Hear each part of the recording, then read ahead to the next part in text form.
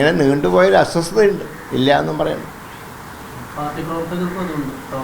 അല്ല, മൊത്തത്തിൽ അസ്വസ്ഥതയുണ്ട് അതിന്ന്. പക്ഷേ ഒരു ഭരണം തുടങ്ങിക്കഴിഞ്ഞാൽ അതൊക്കെ പെട്ടെന്ന് പരിഹരിച്ച് മുന്നോട്ട് പോകാൻ കഴിയും.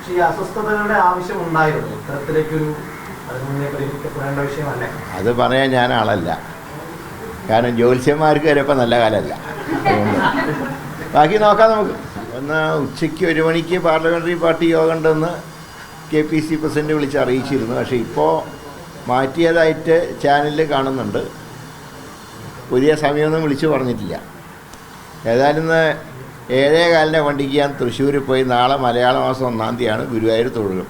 അത് എന്ത് വന്നാലും അതിൽ ലോകത്ത് എന്ത് സംഭവിച്ചാലും അതിന് യാതൊരു മാറ്റവും. 7:15 വരെ ഞാൻ തിരുവനന്തപുരത്തുണ്ടാവും. ഏതാ എന്ന് പ്രതീക്ഷിക്കുന്നു. ഇല്ല, ഗുരുവായൂരപ്പനോട് എപ്പോഴും മനസമാധാനത്തിനും കുടുംബത്തിൻ്റെ ഐശ്വര്യത്തിനെ പ്രാർത്ഥിക്കാറുള്ളൂ. അല്ലാതെ MLA ആവണമെന്ന് MP ആകണമെന്ന് ഗുരുവായൂരപ്പനോട് പ്രാർത്ഥിക്കാറില്ല.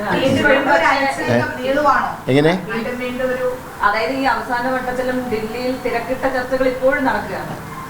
എന്തായാലും ഇന്ന് തീരുമാനം ഉണ്ടാവുമെന്ന് പ്രതീക്ഷിക്കുക.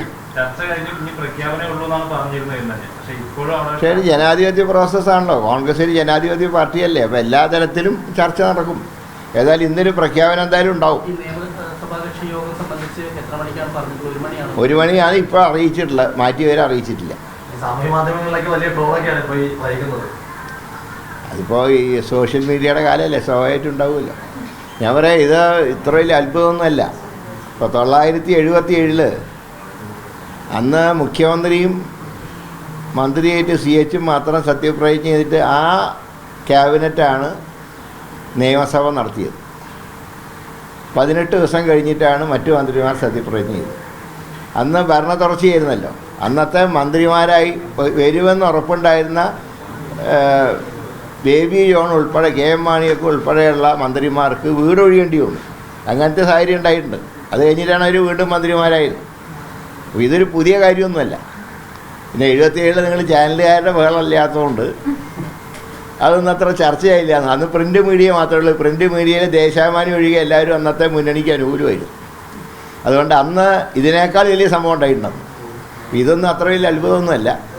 എന്നാൽ ഇന്നത്തെ തീരുമാനം വരും. വന്നതനുസരിച്ച് ബാക്കി കാര്യങ്ങൾ പുതിയതായി തിരഞ്ഞെടുക്കപ്പെടുന്ന പാർട്ടി നേതാവും KPC പ്രസിഡൻറ്റും മുന്നണി കൺവീനറുമായി ബാക്കി കാര്യങ്ങൾ തീരുമാനമെടുക്കും. ഇപ്പോൾ ഈ ഘടകകക്ഷികൾക്ക് ഇതിങ്ങനെ നീണ്ടുപോകുന്നതിൽ വലിയൊരു അതൃപ്തിയുണ്ട്. കാരണം കിട്ടിയ ഒരു വിജയത്തിന്റെ ശോഭ അത് ഇതിലൂടെ ഇല്ലാതാകുന്നു എന്നാണ് ഘടകകക്ഷികളൊക്കെ പറയുന്നത്. അല്ല, ഇങ്ങനെ നീണ്ടുപോയൊരു അസ്വസ്ഥതയുണ്ട്, ഇല്ല എന്നും പറയണം.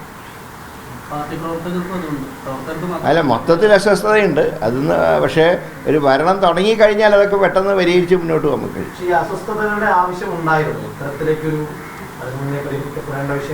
അത് പറയാൻ ഞാൻ ആളല്ല. കാരണം ജ്യോത്സ്യന്മാർക്ക് വരെ ഇപ്പം നല്ല കാലമല്ല. ബാക്കി നോക്കാം നമുക്ക്.